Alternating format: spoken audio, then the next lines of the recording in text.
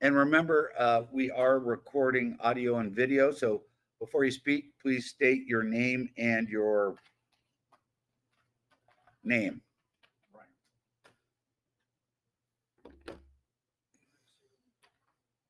Are you ready?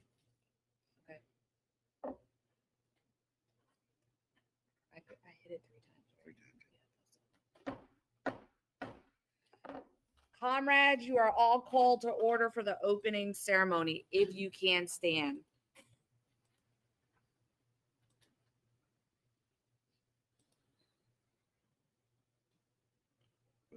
All right.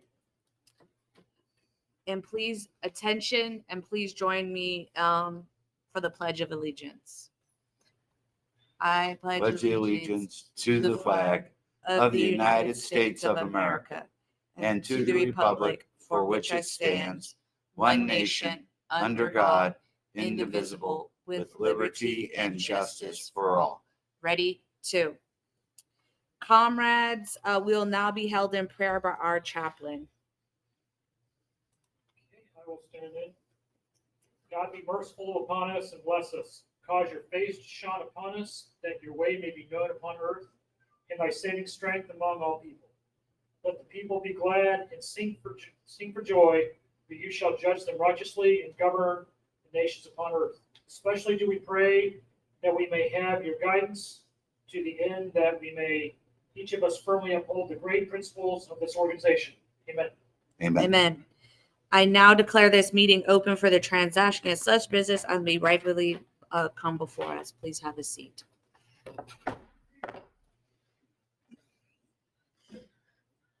Oh, thank you. Thank you. All right, Comrade Adjutant, will you please read the minutes of the last meeting? The roll call. Sorry, I'm jumping way ahead. That's right. Roll call of officers. Commander Shamala Capizzi. Here. Senior Vice Commander Anna Lutz is excused. First Junior Vice Commander Bob Whaley, I believe, is online. Here. Second Junior Vice Commander Joe LaHaye. Here. Treasurer Kathleen Schultz. Here. Immediate Past Commander Shane Lehrman, present. Adjutant Shane Lehrman, present. Department Executive Committee Member Shamala Capizzi. Here. Alternate DEC Anna Lutz, excused. Officer of the Day Jim Anders. Here. Sergeant at Arms Gary Salpini. Here. Judge Advocate Erwin Schultz. Here. BPTL Shane Lehrman. Here. Assistant Adjutant Matt John. Online. We have a quorum, Comrade Commander. Awesome. Amazing.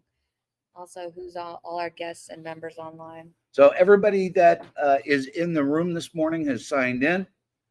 And that is Shane Lehrman, Jim Anders, Gary Salpini. I'm going to think that's Ron. Yes. Shamala, Joe LaHaye, Jerry Christian, B. Stevenson, G.A. Redding, Amanda Alvarez, Kathleen Schultz, Erwin Schultz. I got everybody in the room, correct? Yes. And online, we have John Berger, as well as Bob Whaley and Matt John. Is anybody online that I missed?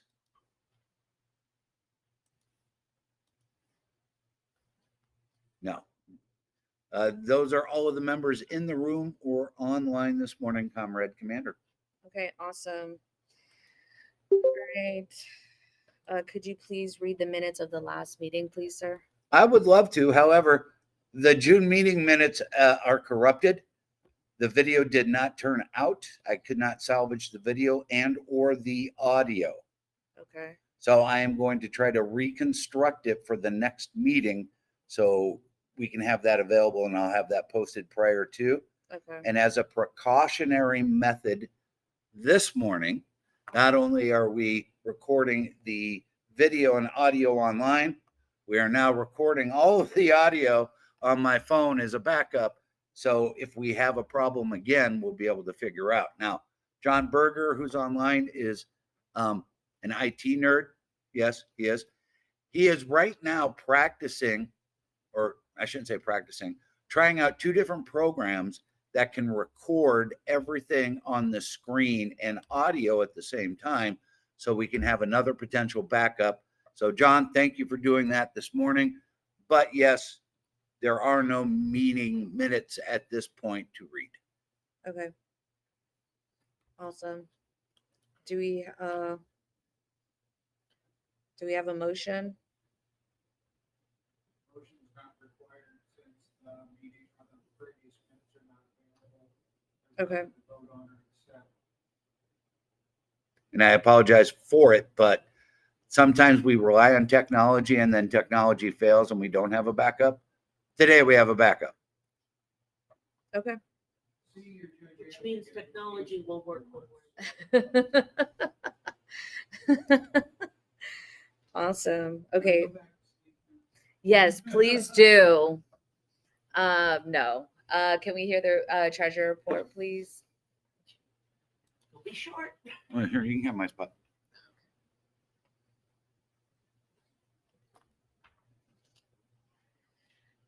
Okay, finance report for the period of June 1st to June 30th, 2023. Our beginning balance was $6,370.75. We had no income. We wrote no checks. So our ending balance was $6,370.75, which, when balanced with our bank statement, page 2, shows the same balance as our register. And this is going to be the ending balance that we report to department. And I make a motion that you accept my report as read, subject to audit. Okay. Do we have a second? Second. Second. Do we have a discussion? Who is it that made the second? Joe Hayes. Thank you, Joel. Joel. Hey. Joel, hey, seconds. Do we have any discussions? No? All in favor? Aye. Any opposed?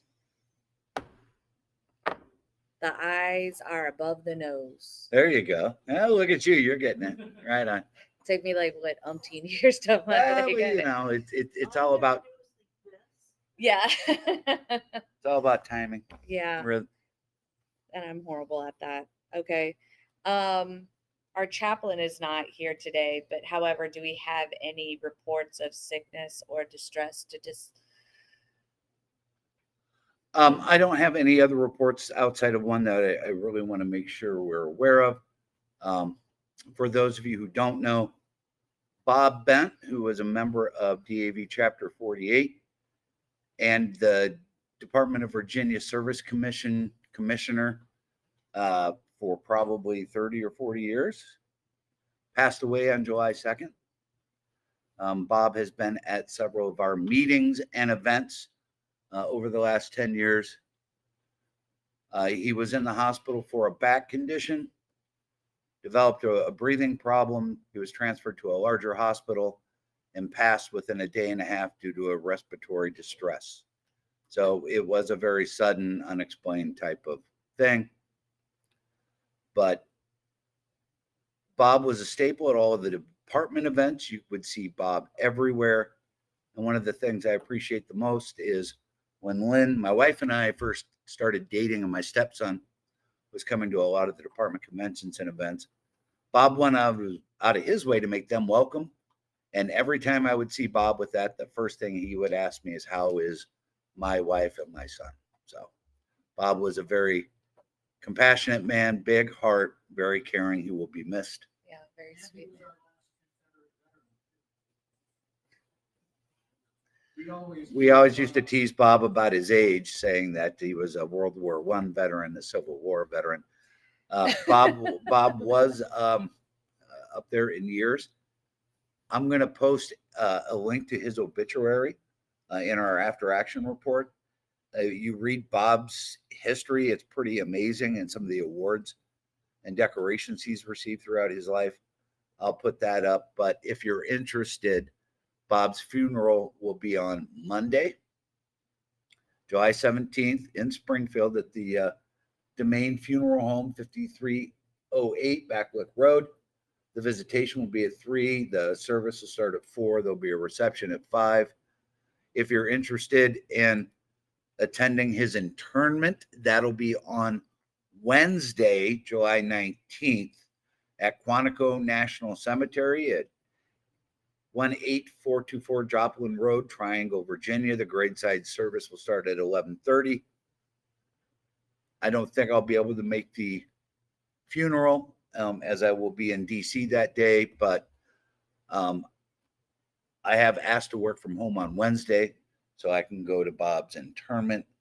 The cemetery is an exit south of me, so it makes it very, very easy. So I will be there on behalf of Chapter 10 unless somebody else attends. I'm attending Mondays. Monday? Yeah, I'm Thank off you. on Monday, so I'll be there for the Monday. So that'll be perfect. Oh, we skipped something. All right, communications. Yes, we had some communications. Thank you, Comrade Commander. We got our annual Commonwealth of Virginia State Corporation Commission. I have now set it all up online, so I will be taking care of that in the next few days. And once I take care of it, then I will ask for a reimbursement at that time. It should be $25. All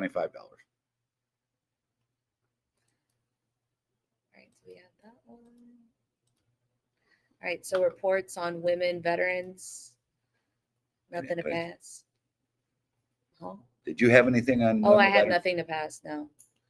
So if we want to jump right into service officers, Yes.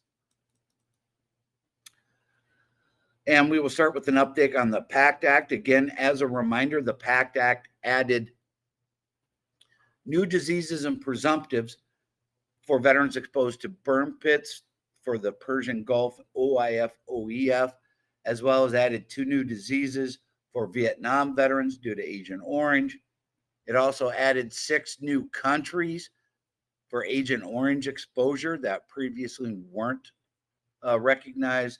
That is Thailand, Laos, Cambodia, Guam, America Samoa, and Johnston Atoll. And they added 3 new locations for what they refer to as radiation risk activities. And they added Inawataka Atoll, the radioactive cleanup from 77 to 88, an event that happened in 1966 in Thule, Greenland, and an event that happened in 1964 in Palmera, Spain. So this impacts a large area of veterans. Yes, Erwin. Comrade Commander, I'd like to point out that also grants have been made for people who were stateside where there is a confirmed toxic exposure. Okay. This clears it up for like Portsmouth. You've got the different military bases that everybody's been screaming about for years that are contaminated. Put together some proof, give a diagnosis, get an opinion. They will have to do what's called a TARA, toxic exposure research Mm-hmm. or risk assessment, excuse me. Environment. But this gives a lot of leeway for people to reopen for toxic exposures both overseas and stateside. Thank you, Erwin. So in reference just to the PACT Act, VA has received over 706,000 PACT Act claims since August of last year. They've decided 380,000 of those claims. So just over half of the claims filed have been decided. There's been 3.9 million toxic screenings at the VA medical centers. Over 98,000 new veterans have been enrolled into healthcare due to the PACT Act. And remember, if you file a claim for a PACT Act related disability within 1 year, it'll be retroactive back to August 10th of 2022. So if you file it before August 9th, it'll be retroactive. And as a part of that, VA is launching several events over the summer, over 50 nationwide, called the VA Summer Vet Fest. And there will be 2 in our area, and DAV's National Service Office will be participating at both of those. There's one Thursday, July 20th at 10 a.m. at the VA Medical Center in DC. So if you want to get a toxic screening or you have a PACT Act related claim that you want to get filed on the spot, you can go to the VA Medical Center in Washington, D.C. on Thursday. And our DAV Service Officer Supervisor, Joe LeMay. Joe LeMay, will be there. See, I get confused. We have Joe LaHaye and Joe LeMay, and it makes life difficult for me. Yeah. Yeah. But they One of you guys need to change your name, Joe. I'm not Yeah. sure who. All right. But that's the one on July 20th. And then there is The one on Wednesday, July 26th from 9:30 to 1:30 at the Pentagon, inside the Pentagon, myself and our member, but also my assistant supervisor out of DC office, Miss Amanda, will be there. So if you know anybody that work in the Pentagon that needs assistance with claims or needs to file an intent to file, both of us will be there. So just tell them to stop by our table. So, and she's right there. If you just want it, right there with the right. Yes, you Miss Amanda. That's her. the young lady in the back waving her hand. That's Yeah. Amanda. Yeah. So we'll both be there. For those of you online, you can't see her waving, so quit trying to look. Yeah. All right, moving up to the next report to be the legislative or the BPTL reports. We had a huge small win this last week. A law wasn't passed, but a bill was introduced. And to me, sometimes that's one of the hardest things to get accomplished in DC is getting your idea actually introduced. So HR 3566, it's called the Presume Act. What it'll do, it'll remove the radiation dose estimate for all radiation risk activities for presumption. What that means is right now, if a veteran is conceded exposed to radiation and a radiation risk activity and has one of the diseases related, VA does not automatically grant the benefit. They decided to put an element in there that requires a dose estimate on how much radiation the veteran was exposed to. Through the Defense Threat Reduction Agency, once they get their guesstimation, they send it to their medical expert to determine if that much radiation was enough to cause the 6 diseases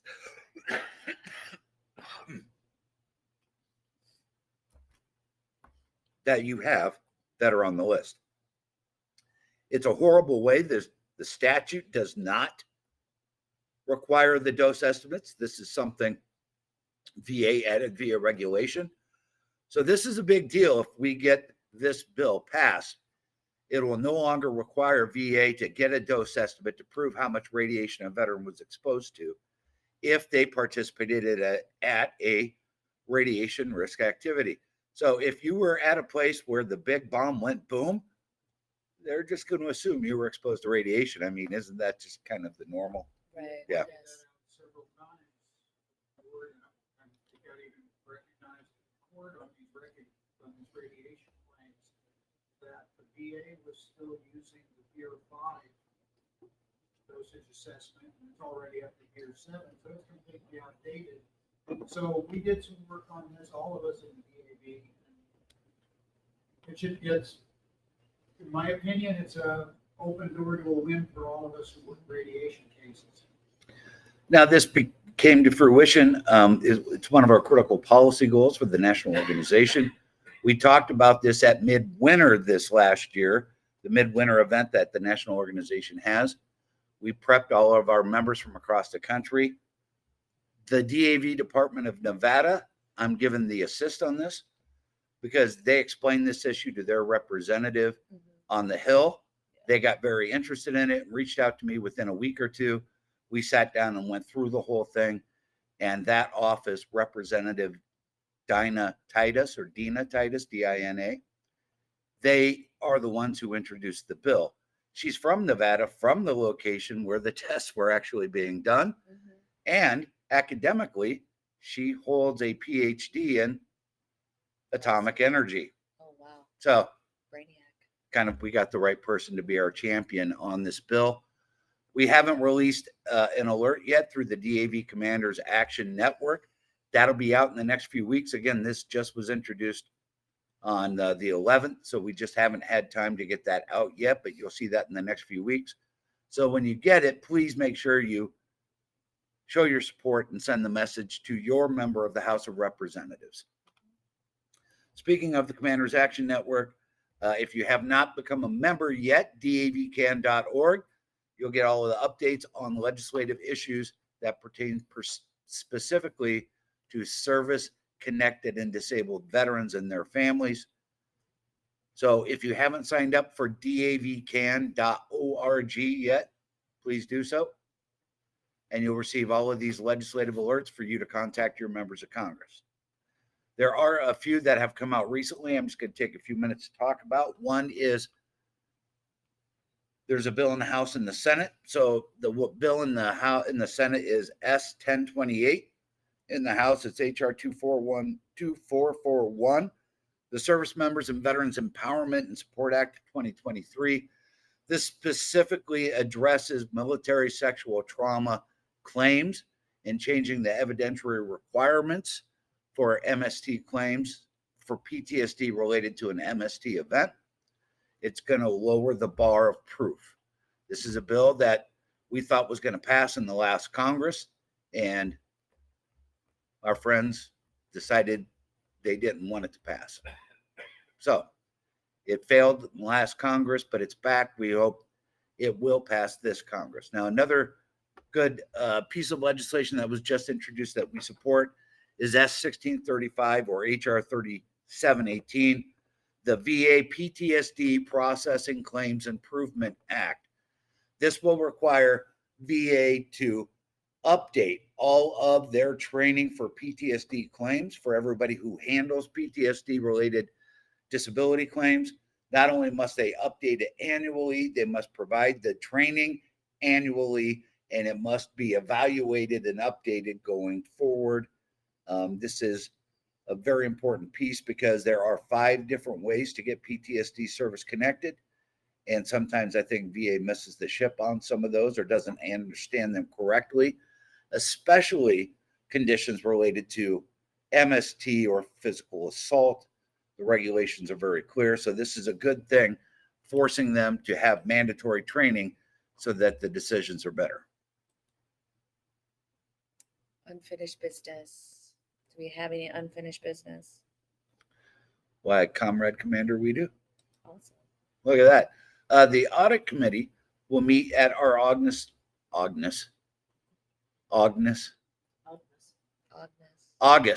know why I put an N in there. That's just weird. August business meeting to audit our 22-23 annual financial report, or our AFR, and we are required to have it submitted by the end of September each year. So at the August meeting, those who were voluntold to be a part of the AFR financial committee last meeting, we will be conducting that at the meeting in August. Additionally, to follow up the last meeting, we voted on our delegate list for National Convention. That was completed and submitted to the National Membership Department prior to the July 1st deadline. So we are all ready to go for our members for National Convention. New business. Do we have any new business, Adjunct? Yes, we do, Commander. We have new business.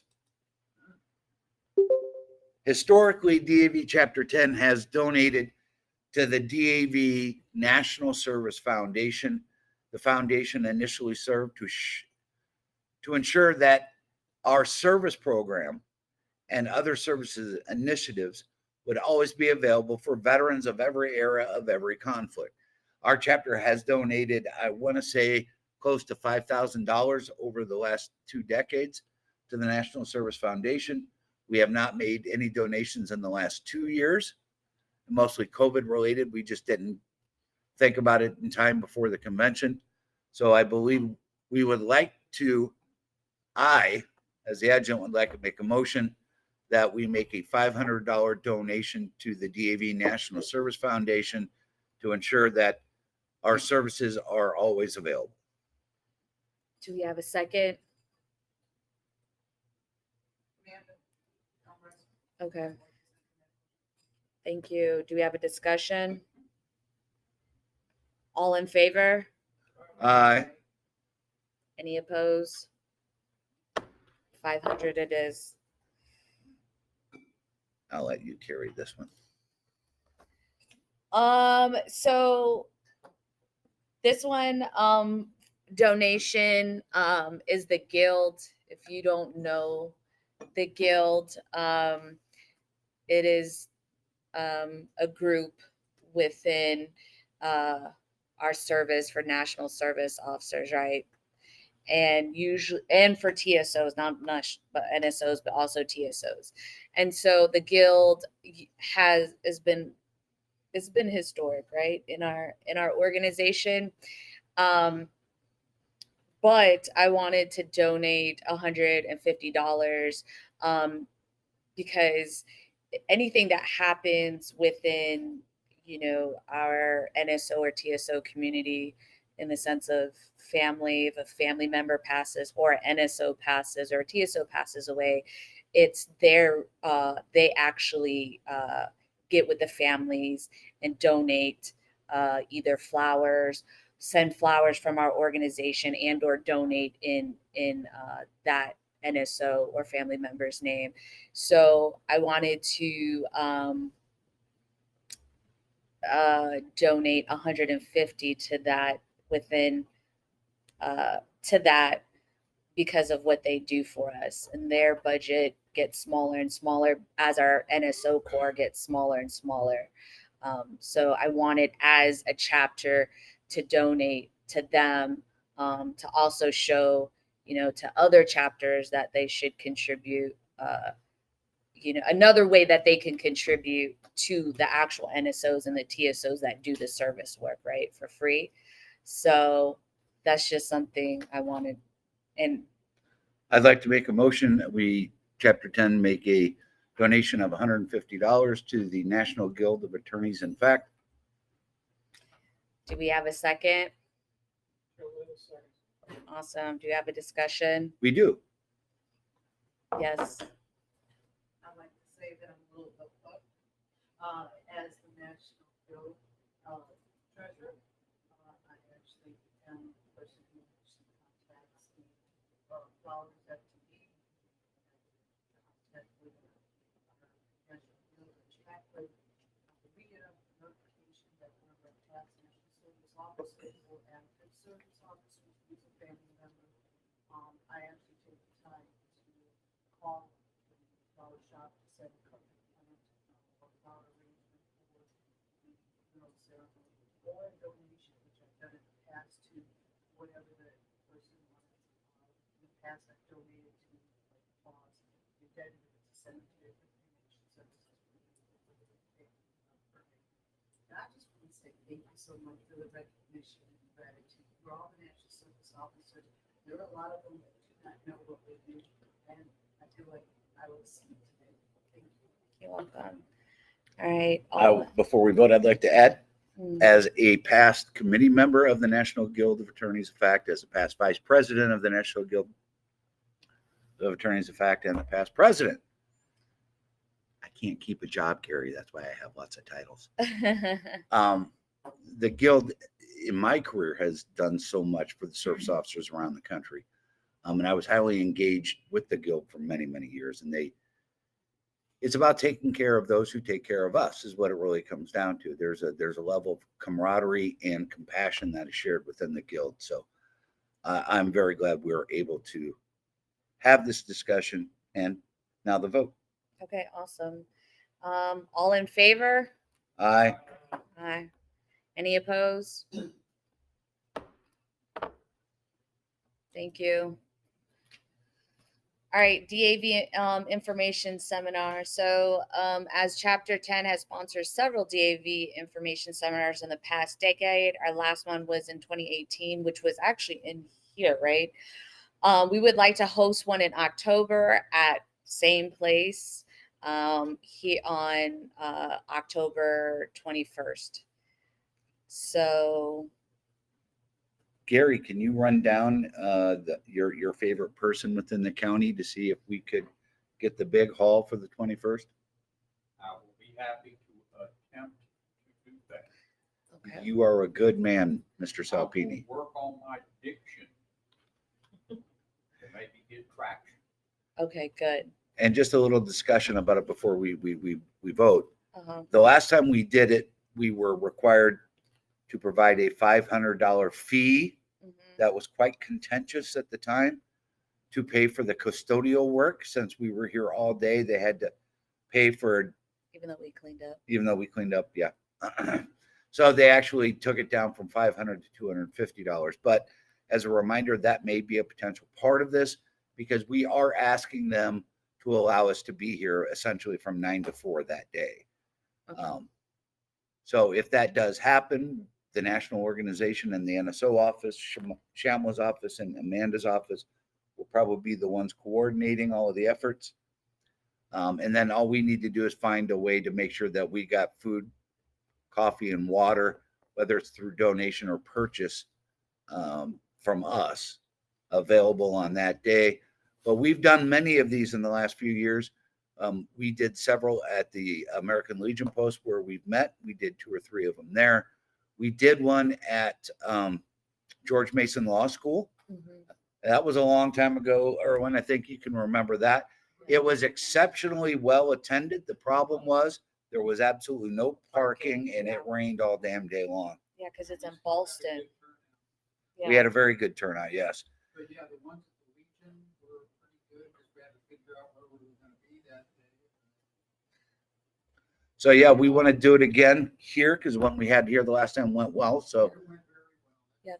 So we're going to need volunteers if we get this off the ground to help with people coming in, getting them in the right location, signing them up. We're going to try to do a membership drive at some point, sign people up for the DAV Commanders Action Network at the same time, get people involved and engaged, try to get some food available. Last time, Chick-fil-A donated like, what was it, 500 It sandwiches? was a lot. It was a Yeah. lot of food. Like 250 or 500 chicken sandwiches. Yeah. No, we got Amanda and Shamla here. Their office can do it. Or when we can sit in the back and go, "You're wrong." Oh, those guys. Yeah, we get to be the guys in the back yelling. Yeah. Oh my gosh. I want to be that guy that goes, "Point of procedure, Commander." Point of order. Yeah. Yes, Gary. 10 to 4. I 9 to 4. well, hold on. Bring a duct tape. Amanda, what's the normal time for an information seminar? Normally run them from like 9 to 3, you know, usually we had. 9 to 3. See if we can get 9 to 3. But we need to get it like 8 to 4. For setup. I see Setup. what, yeah. Clean up. Absolutely. Yep. So 8 to 4. And I'll check on, I got a note. I'm going to change this, make this 8 a.m. To 4. Yeah, see if we can get that big The auditorium. auditorium and then see if we can still keep this room so that people that want to see a service officer after yeah. the seminar, we can just come down here and have different stations set up with service officers to help them. Yes, please. I will engage my lovely girlfriend and see what I. That's all I'm asking. That's all I'm gonna ask. We'll put that smooth southern charm. Although, wait a minute, I may have made a mistake. I said girlfriend, this is one time. So I will Yeah. shoot her. Yes, Erwin. Shane, do you want me to see if we can get a BLJ with him? Give him a little spiel? I'm going to defer everything to the service officers in the room. That's their game. I am not taking responsibility for crap. And he's That's en- right. I said crap, CRAP, And he's enjoying it. and I'm enjoying it. All right. That's their job, not mine. Exactly. Do we have a motion?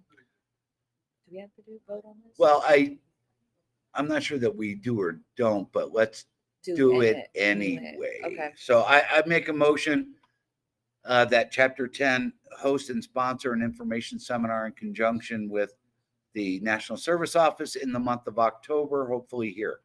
Do we have a second? I'll second it. Gary and Call the question. call the question. I'm just getting reversing in for when we're the guys in the back throwing Just quit listening to Erwin. Okay. All right, Commander, call the question. Okay. Now I sound like a guy from back- You did ask for all those in favor. Favor, yes, all those in favor. Aye. Any opposed? Oy vey. We Yeah. have gone to that phase of the night. We have Yeah. one additional piece of new business, Comrade Commander. Yes, We need to start actively engaging more in fundraising like we have in the past. yes. The national organization has changed the way they provide additional funding for chapters. And our chapter being as large as it is with as many members as we have, we were getting between $9,000 and $11,000 annually from the national organization, roughly. 62, I just wrote it down. No, I said in the past. Right, and it's down to 62 something, it's like $1 per person less. So we were getting about 9,000 to 10,000 a year. This year it's 6,000. So we need to find a way to actively engage our members, engage our community, and do more fundraising.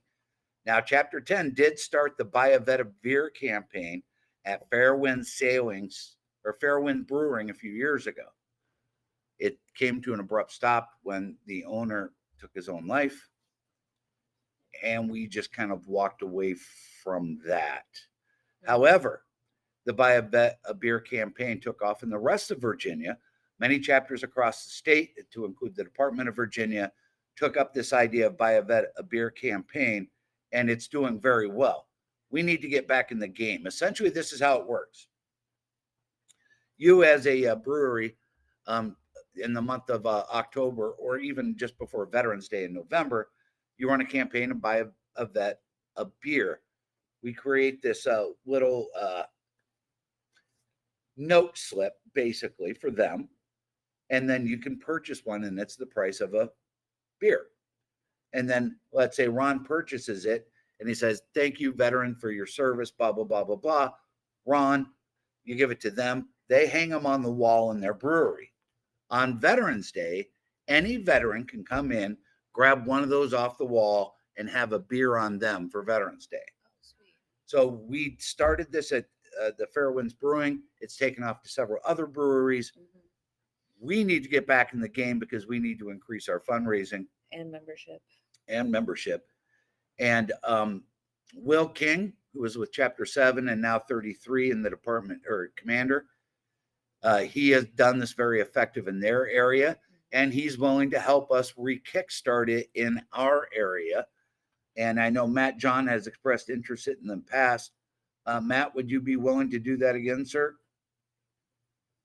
Yeah, definitely. I was working with him last year, but nothing ever seemed to actually take effect up here. So hopefully we can reconnect and get everything smoothed out so that we can have a successful year for the Buy a Vet a Beer campaign.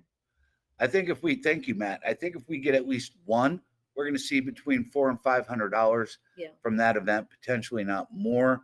What Fairwinds also did is they would let us set up a table there several times throughout the year and do smaller little fundraisers and stuff like that on site, just for awareness. We even took claims at some of those events when veterans were in need. And we also did it with a brewery called Mustang Sally. So, and both of those, again, when the death of our former comrade, everything kind of stopped. So if we can find two, hopefully one this upcoming year, but if we were to get two, that's potentially over $1,000. And here's the best upside to me from this. It takes very little effort from our part. Mhm. All we have to do is set up the meetings, discuss with them the Buy a Vet a Beer campaign, provide the flyers and the slips for them to sign, and that's all we have to do. That's fairly limited amount of work for a return. Now, normally what they'll do is they'll give us, if it was $6 for the beer, we'd get $4 of that $6 donation. So we could make some good money on those. So hopefully, Matt, we can reconnect with Will in the next few weeks so we can find a couple breweries in our area to do that, because that's a lot of recognition in the community, as well as that's a great way to raise funds. Because the tasting room of small breweries is becoming a big industry. And I Craft believe beers. most of those are veteran owned. Yeah, the ones like in Manassas, I believe. Yeah. Craft beers. All right. Well, thank you, Matt. We'll have to reach out with Will and maybe find some locations to go visit once we get everything put together and get something put together. For sure. I think Two Silos would probably be the most, the largest brewery that has like the most foot traffic, because we have 3 within Woodbridge themselves, but every time I visit those, it's kind of like low foot traffic. So if we could get Two Silos on board, that would be a massive donation potentially. My first question is, where is Two Silos located? That's in Manassas.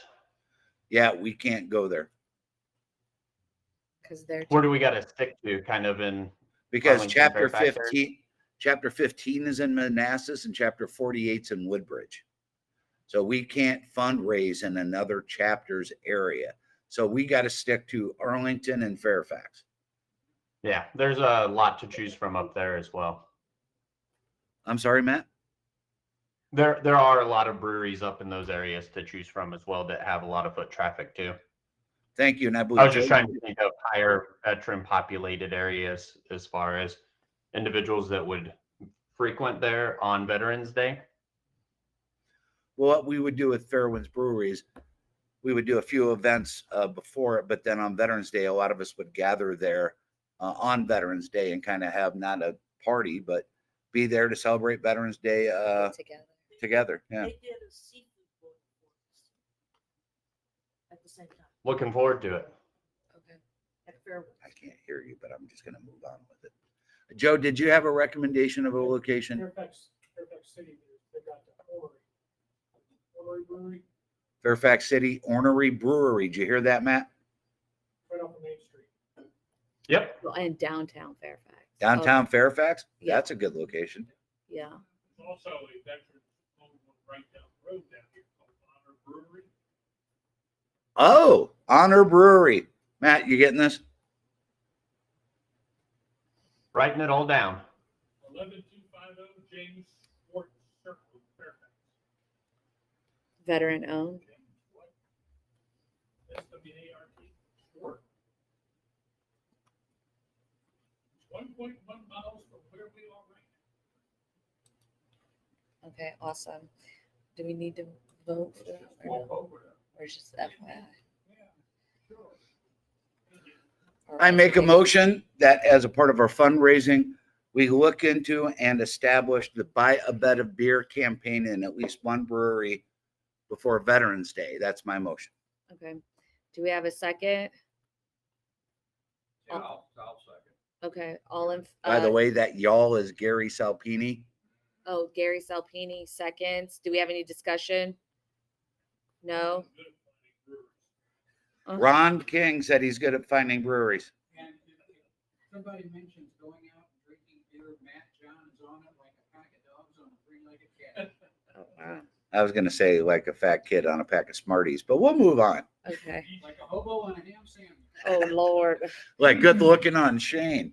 Oh. Yeah. All right. All in favor? Opposed? I was All right. in favor until Shane said that like good looking on Shane. Now I'm just not. Yeah. You're gonna have to Okay. Do we have good of the order? All right. There's a couple of slides in there. I'll be right back. I didn't want to sit in the puddle. Carry on. I'm not looking forward to getting older. Got about 10 years. I know. It's got a lot of advantages. We just can't figure out what they are. I- Yeah, I bet. Movie was on adjourn the meeting and abandon the office before he gets back. Yeah, everybody pack your stuff up and let's go. All right. So the next commander check-in chat is this Sunday, 7 p.m. It's this Sunday, July 16th at 7 p.m. It's this weekend, right? Like I'm not tripping. Okay. Oh, I'm sorry. check in. So usually it's either myself or commanders or anybody on the line, including Shane, come on there and just really just talk about anything and everything. It also helps with like the veterans that can't come to our in-person, that kind of helps them still come and engage with the chapter, right?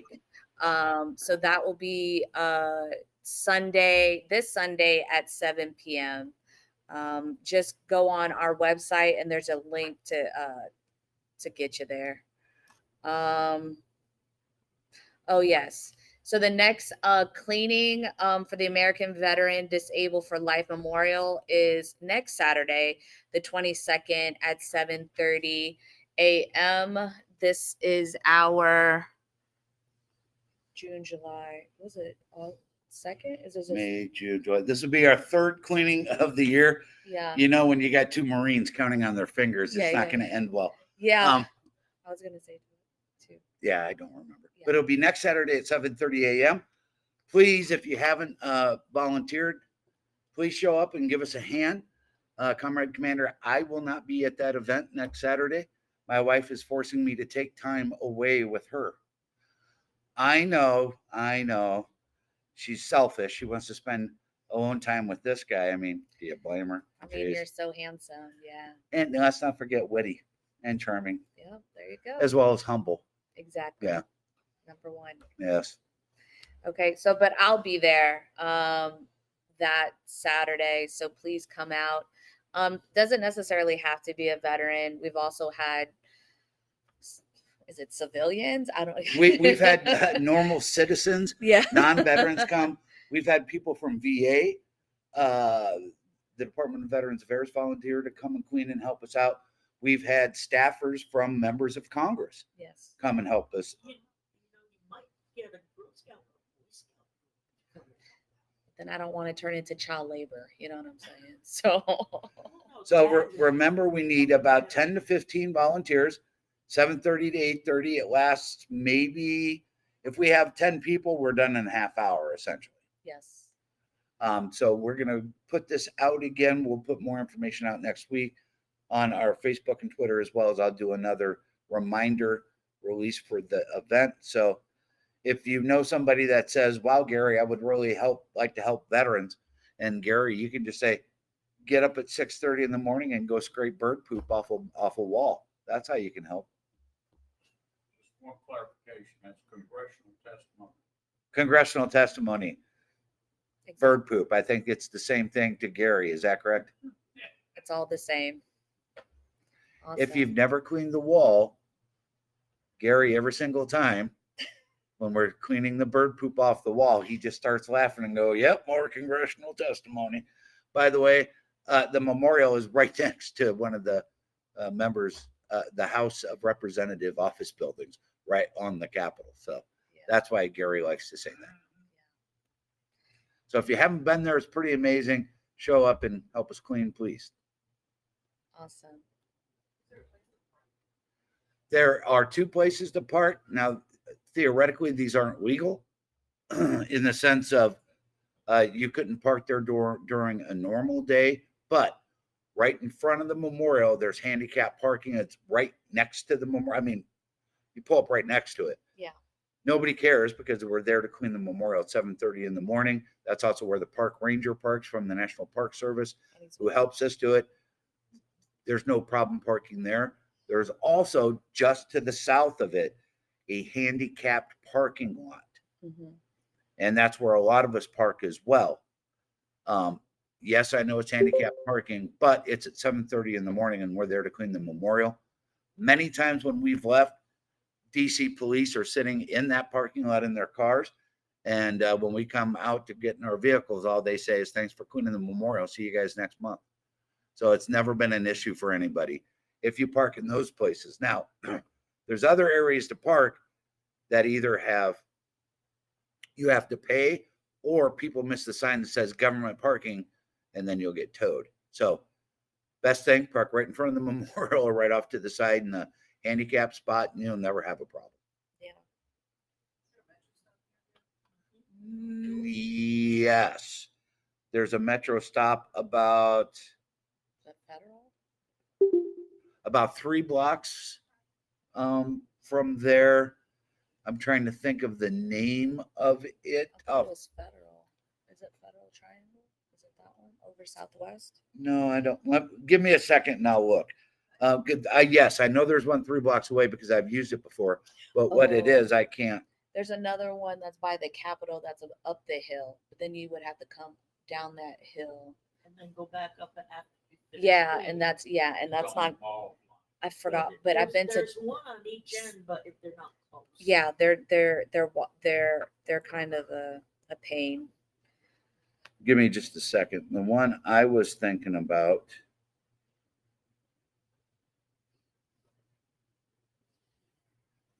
is Federal Center Southwest, Okay, yeah,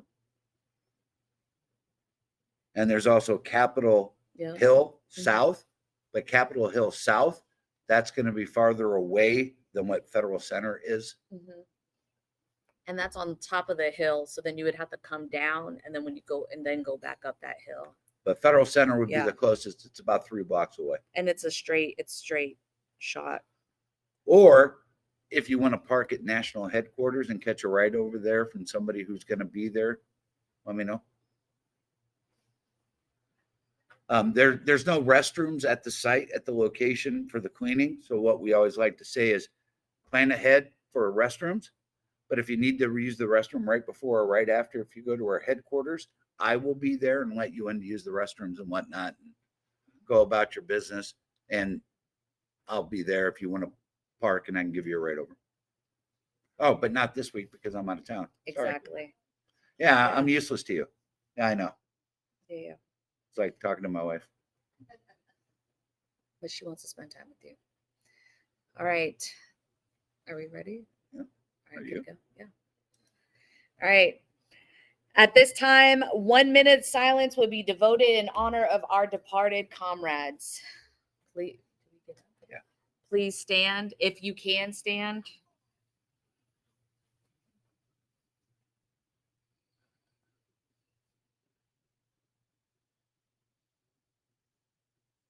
All right. So don't forget we have to pay respects to our flag with the hand salute. So attention, ready, hand salute. Ready to. What am I gonna say? May they rest in peace. Do I need a motion in here? Okay. All right, chaplain will lead us in a prayer. Oh, sorry. It's like one person throws us all off. You should have kept it, Joe.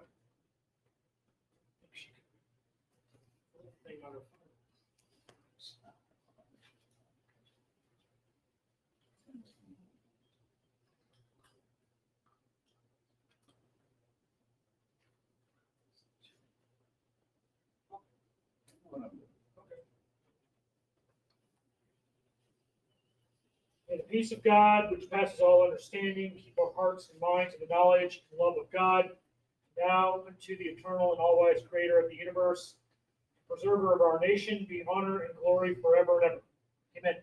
Amen. All right, before I declare you adjourned, it is a fitting and proper that. Oh, no, wait, hold on. All right, our next meeting will be The 19th. it's really for me. All right, so our next meeting is August 19th, 10 a.m. here at Fairfax County Government Center. Motion is adjourned. Hello? Hello? Who's that? Yes, hello. This is Shaden with Chapter 10. Can we help you, Stuart? Yes, please. I've been listening in on the conversation. I'm a chapter member, and I'm trying to locate someone who can assist me. For the last 6 years, the DAV representative with Thank you. whom I've been trying to work with has been unresponsive. I'm a DAV lifelong member. I just need a Stuart? point of contact.